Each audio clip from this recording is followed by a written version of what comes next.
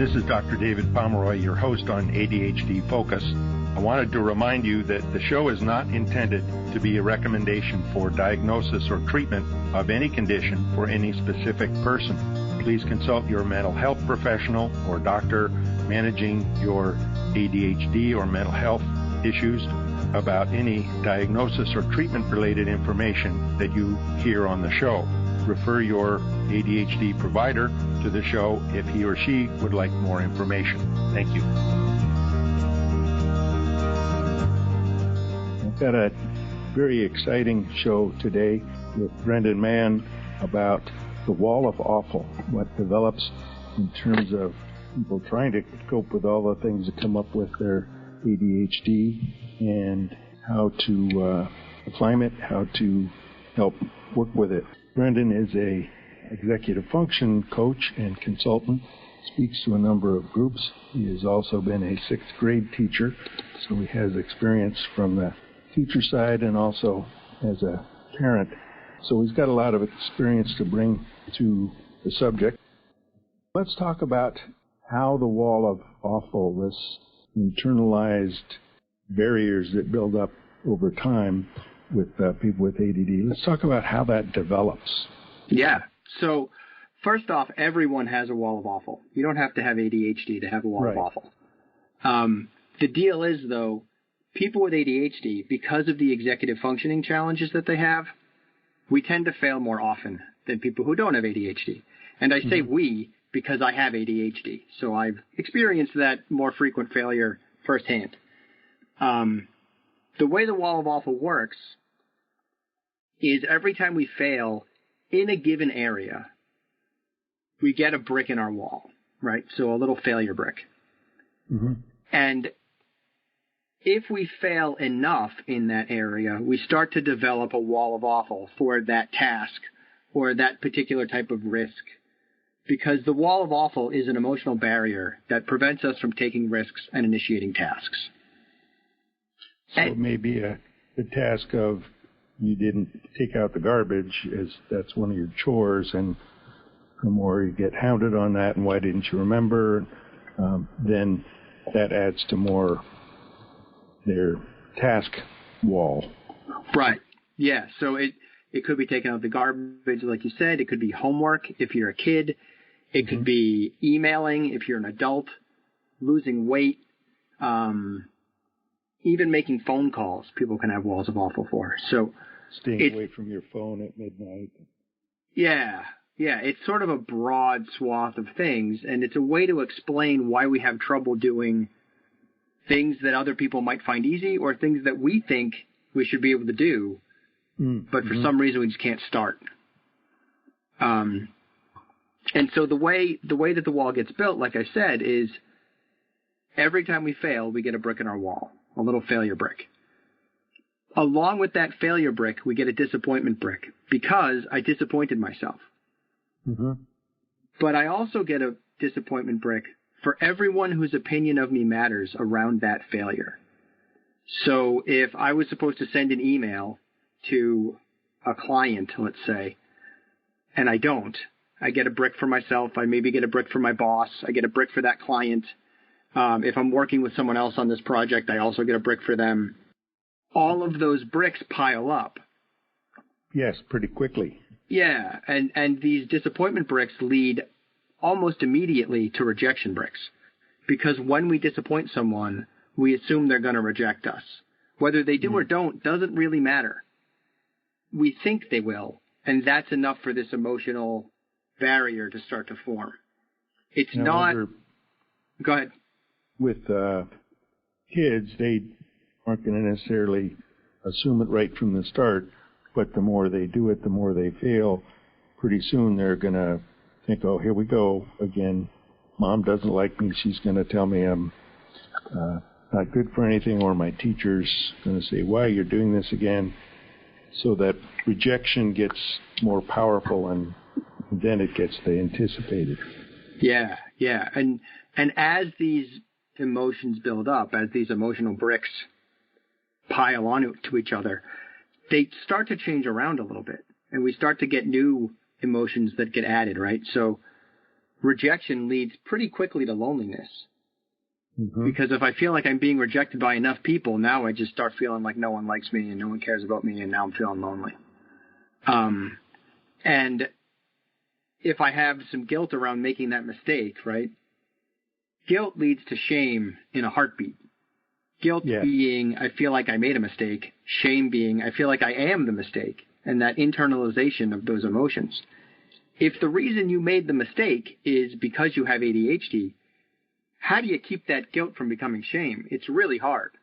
Yes, particularly if you don't know yet that you have ADHD, and either to your parents or your wife or anybody else.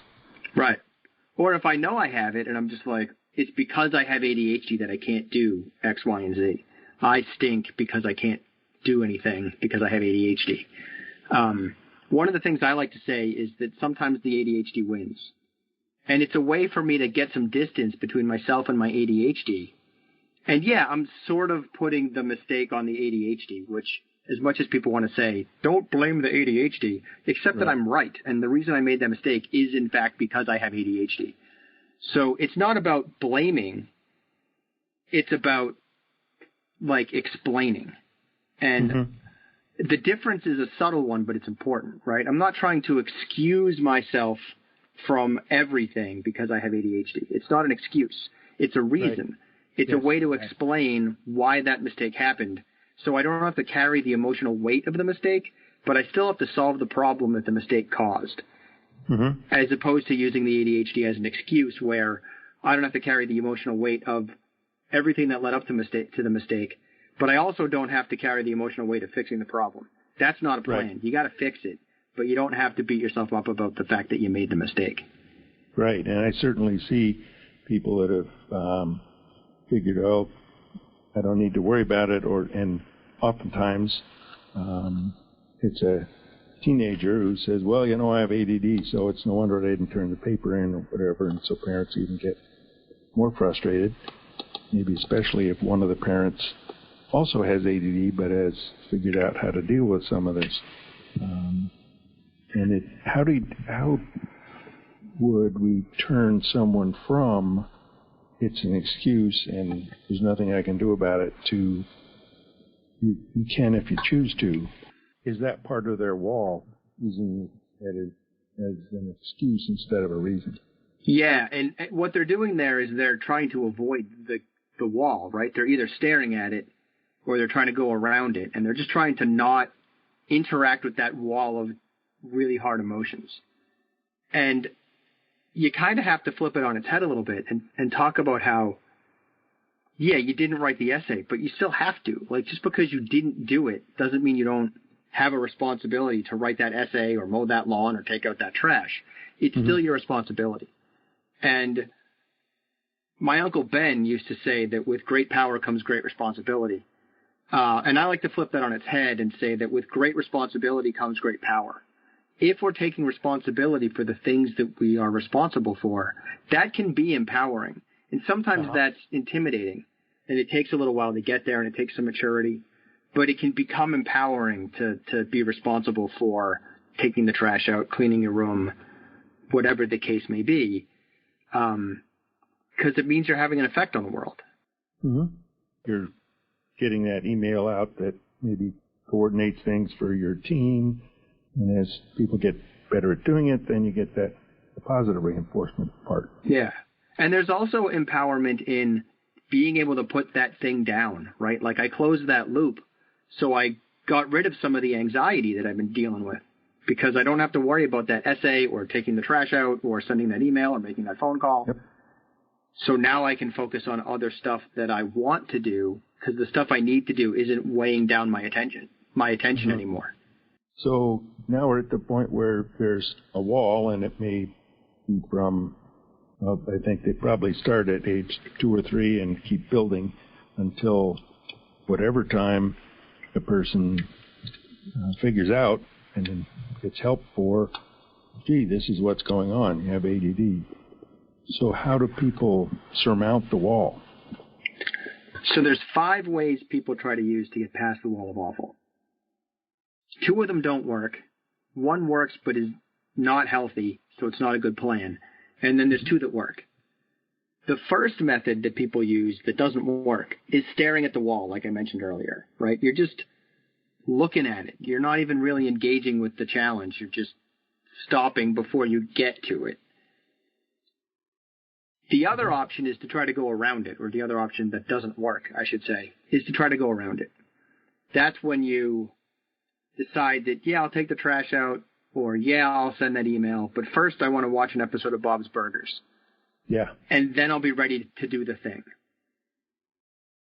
But one episode of Bob's Burgers becomes 2, which becomes 3, and then I wander off and make myself a milkshake and some popcorn, and now I'm watching a movie, and I never actually took the trash out or sent the email or did the thing, right? And I see a number of people, and adults often identify it most of, well, okay, I'll go mow the lawn, and I'll get the laundry folded, and so they're doing things and doing tasks, but they aren't writing the email. Right. So they're trying to get some satisfaction. See, I got all these things done. Yeah. It's like productive procrastination. Yeah. So the other way, or the first way that works to get past it, but is not healthy, is to smash through the wall, right? This is when we just get angry, and it might be anger at ourselves, it might be an internal smash, or it might be an external smash where we're getting mad at someone else. And you're just like, fine, I'll do the lawn, or fine, I'll do my math, or whatever, and you're just angry. Mm-hmm. And you're attacking mom or your husband or your wife or your boss. And the internal version of that is when, like, the hood gets flipped up and you're, why do I suck? What's wrong with me? Why can't I just do this, right? Kind of beating yourself up. Mm-hmm. It gets you past it because anger and sort of that forlorn frustration, those are powerful emotions that can help push us and propel us through this emotional barrier that is the wall of awful. But it's not useful because it damages relationships. It hurts my relationship with my wife or my mom when I start yelling at them, or my husband or my dad. Or it hurts my relationship with myself. It hurts my self-esteem and my self-concept when I start beating myself up about the fact that I didn't do the thing. And in the course of this, that smash, go around, and stare at it, that's fight, flight, and freeze. It's the body's stress response. It's how we respond to stress and anxiety. It's that amygdala hijack that gets talked about in ADHD circles. Yeah. That's really what's going on there. It's just not as useful as it could be. The fight one might get you where you need to be, but it's still not that great. Yeah, you get much more cost than any benefit. Yeah. So the two that get us past the wall and are healthy and work are climbing the wall and putting a door in the wall. The trick is that they look like staring at it and going around it. And so to the outside observer, we might assume the person is trying to avoid the task, even though what they're really doing is gearing themselves up emotionally for this task. So going back to Bob's Burgers, if you're watching Bob's Burgers because you're dreading mowing the lawn or writing an essay, and Bob's Burgers is going to feel like you're visiting some old friends, and it's funny, and it's going to make you laugh, and it's going to kind of change your mood and change your mindset, change your emotional state, and help you get started, that's great. That's a solid plan, even though it looks like you're going around it. The trick is that folks with ADHD have executive functioning challenges, and we have issues with dopamine. So if I watch one episode of Bob's Burgers, I might get caught on the dopamine roll of those shows and forget all about the thing that I was supposed to do because it feels good to laugh and to enjoy my cartoon friends.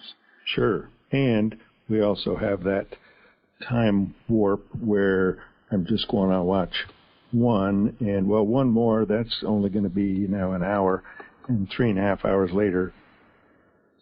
Right. Yeah, exactly. And that's why we need some external reminders, right?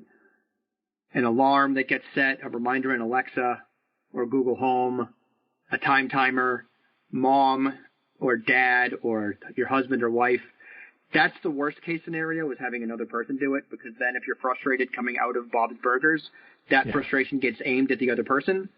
And it's really hard to get annoyed with a timer. It's easy to get annoyed with my husband. Yeah. So we want to be careful about using other people. Putting a door in it, like I said, is about changing your emotional state. That's why we watch Bob's Burgers, is to get that emotional state changed. There's other things that also do that. Exercise is a great example. Music works really well. Working in a different place or with different people can be really affected. Those last two were easier pre-COVID than they are post-COVID, admittedly. Or I should say during COVID, I guess. But those are also in there as maybe a potential option. Just maybe you go work in your backyard, maybe you Zoom with someone and do a virtual study hall kind of thing. But those are some other strategies that can put a door in your wall of awful. One thing that I've come across, and certainly more people are working at home, where normally they get in the car and have half an hour commute. For instance, if you're in Seattle, that's an hour.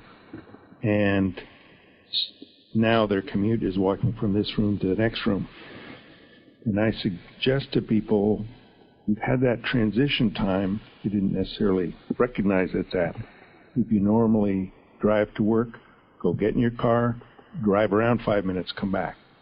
Now you've had that break, that mental transition. Okay, now I'm back at work. So it's kind of using a different place or environment, I guess. Yeah, and often even more critical is the commute home. If you've got a family, you can't just leave your office that you're doing all these Zoom calls and coding or whatever emailing, and then walk out into your family room from your office and expect to be an effective mom or dad. Because an effective mom or dad often is really caring, and there's a lot of social emotional stuff that's going on. And those social emotional skills are not always the priority at work. So you might be more demanding, you might be more critical than you necessarily should be with your family, at least immediately, because those are the skills and the mindset that you have to have at your job. So that commute home is also important. And that's where going for a walk or doing something active, that exercise can blow off some of that energy accumulated from whatever, either frustrations or good feeling you have for getting things done at work. And as you say, switch into now the parent role and listening to your kids. Yeah, exactly. And that's connected to climbing the wall, because climbing the wall is just dealing with the emotions that you're encountering. And a great way to do that is through mindfulness. And mindfulness is another really solid transition home. If you can take 5 or 10 minutes and meditate in your office and then go into the family room, that's going to help you center yourself. Yeah. And the way that climbing it looks like staring at it, which is what it appears to be from the outside, is because, I'm going to go, write an essay or I'm going to go clean the living room. But first, I'm just kind of sitting here or standing here and not doing anything as far as anyone looking at me is concerned. But in fact, I'm doing a lot of internal work with dealing with the dread of going to do the thing. And dealing with the dread sounds really negative, and it makes things almost more overwhelming. But climbing the wall, that sounds productive and useful.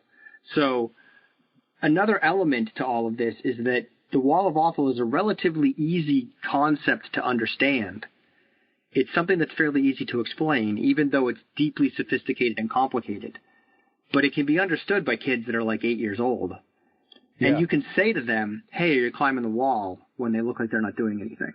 And that might help them be aware that they're dealing with emotions and help you be aware that they're maybe doing something even if it looks like they aren't. Yeah.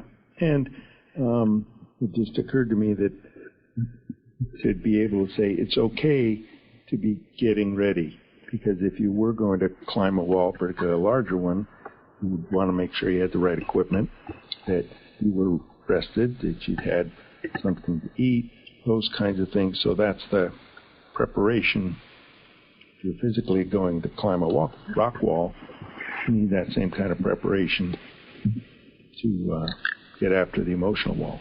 Yeah. And we can become stronger climbers. We can become better at addressing those emotions, right? Taking responsibility, like I talked about earlier, is a good way. The better you get at that, the easier it is to climb your wall. And getting comfortable with being uncomfortable is also a useful strategy. Mm-hmm. And another choice is to put handholds in it to make the wall easier to climb. You're not stronger, it's just easier to get up there. And I've already mentioned some of those too, right? Like I mentioned using a time timer. Timers are a great way to help us get up the wall, because if I only have to do work for 15 or 20 minutes, it makes it feel more manageable. Uh-huh. And in the same way, reflecting on why things went the way they went and learning from those mistakes is going to make it easier to climb the wall. So there's ways to get past it. It's not an insurmountable thing. So are there particular, you talked about you can have a lot of different walls and different kinds of things. Are there particular walls that seem to be hang-ups to most people? Ones that are, for most people, this is a common, maybe harder wall to deal with than do the chores or just write that one email. Yeah, I think so. A lot of them are around communication. So sending that email, making that phone call, having that hard conversation with your spouse or your boss or your kid or your best friend. And a way to manage those communication challenges is to have a little bit of a script, like have some phrases and words that are going to help you begin that conversation. Something that I say to people a lot when I'm talking about ideas and things is I'm like, feel free to hate this. I say that all the time. And it does a bunch of different things. One, it lets the person I'm talking to know that I'm open to criticism and they don't have to like my ideas. Two, it helps me disconnect from that idea. I don't get too committed to any of the ideas that I share, because if I share one that I'm feeling committed to, I immediately start with, feel free to hate this. And that gets me pulled out of it. So if they're like, I don't think I want to do that, I'm like, cool. And this can be anything from where we want to go to dinner to what's the plan for Christmas, to working with clients and sharing strategies for them that they might want to use in their lives. Mm-hmm. Feel free to hate this is a really powerful one for me. Yeah. And one of the ways I keep bricks from landing in my wall is by having that growth mindset and being aware of the fact that I'm probably going to mess this up, and I'm not perfect, and I don't need to be perfect, and it's okay. That stuff keeps bricks out of my wall. Yeah. Another area that folks often struggle with is like physical stuff, right? Weight loss, diet, exercise, that kind of thing. Mm-hmm. Those can be really hard too. And some of what makes that tricky is it's often more than one wall coming together that you have to encounter, which is an element of this that we haven't really dug into yet, right? If I feel like I need to lose 20 pounds, and I totally need to lose 20 pounds, by the way, there's a lot in there to make that hard and also to make me want to do it, right? There's sort of my self-perception. No, I'm sorry, go ahead. It's also not something that, okay, I had the conversation, it's done. Losing weight is not something you do by tomorrow. Mm-hmm. That takes that time, and there's that sustaining your attention, planning, and dealing with the fact that I don't like this. It's uncomfortable. And right. That it's okay to be uncomfortable. No, I don't think anybody much likes it. But keeping that going for the month or two or three is another challenge, particularly maybe it's more with ADD. It is. Yeah, and because every single time I have to face that wall again. And hopefully I'm getting better at climbing it, but maybe I'm not. And those walls are their self-image, like I said. There's also things like time management and having enough time to exercise, mm-hmm. and having enough time to plan for my meals and what I'm going to eat. that can be a wall of awful for people with ADHD that it springs up all the time, is I don't have enough time. Yep. So figuring out how to have more time or how to structure your time more effectively, that part of solving that problem is a big wall of awful for lots of people with ADHD. Mm-hmm. And also, it's not uncommon for those of us with ADHD to put a door in our wall by eating a cookie, right? Yeah. Like, I need some dopamine. I'm going to chow down on a cookie or two. Mm-hmm. That's not helping us lose weight. So, and then I come back to this different wall, right? Like, now I feel bad that I ate the cookie. So there are elements that are less straightforward than they might seem when it comes to climbing a wall. And sometimes you're climbing the wrong wall and don't even know it. Yeah, and a lot of this, I'm thinking particularly in terms of the weight and eating and self-image, that gets back to often a lot of childhood tapes that are in there, which can be an even harder wall to see as an adult, or maybe it's easy for the person trying to climb the wall. You can remember, I can certainly remember the tapes from my father saying, how many times do I have to tell you? I would never say back to him, I don't know, I guess as many times as it takes. Or if I said it once, that'd be the last time I said it. But that certainly pops up into my head when I'm thinking, doggone it, I did it again. When am I going to learn not to do that? Yeah. And that's where understanding the wall of awful becomes important for parents. Because your dad didn't help you by saying that. That was not an effective strategy for him in the long run. It might have worked in the short term. You might have done the thing, but it didn't make it easier for you to do that thing now that you're an adult.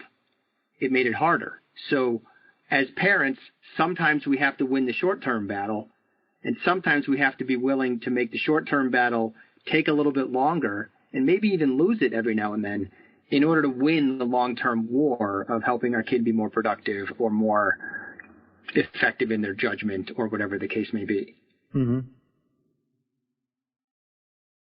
Yeah, that long-term win is that I think it's tough for anybody, particularly when you're kind of in the heat of the moment, whether it's parents, doggone it, it didn't get done yet, or ourselves, this feels terrible, but if I have a cookie, I'll feel a lot better. That dopamine going. Well, as commonly happens, we're coming up on being out of time, and probably would benefit from another time we can talk about surmounting successive walls and what's on the other side, and figuring out how to not keep building the wall. Sure. I'd love to come back. That'd be great. I think we've touched on the fact that a wall of awful is the emotional barriers that those of us with ADHD can easily build into from our experience with others and also our own internal experience, and that there are some non-productive and unhealthy ways of trying to get through that wall. But there is hope, because one can learn how to climb the wall or put a door into it. Makes it easier to go through that, and also learn ways to not keep adding bricks to the wall. So there's hope in there for those of us with ADHD. And Brendan, it's been a pleasure to have you as a guest here and helping people figure out the wall of awful. Yeah, thank you for having me on. It's been wonderful. I appreciate it. And my guest has been Brendan Mahan, who's a executive function consultant and coach, and has a particular emphasis on parenting and how parents can help understand the wall and help their kids to climb it and get those doors going. This has been ADHD Focus. I'm your host, David Pomeroy, and I look forward to talking with you again soon.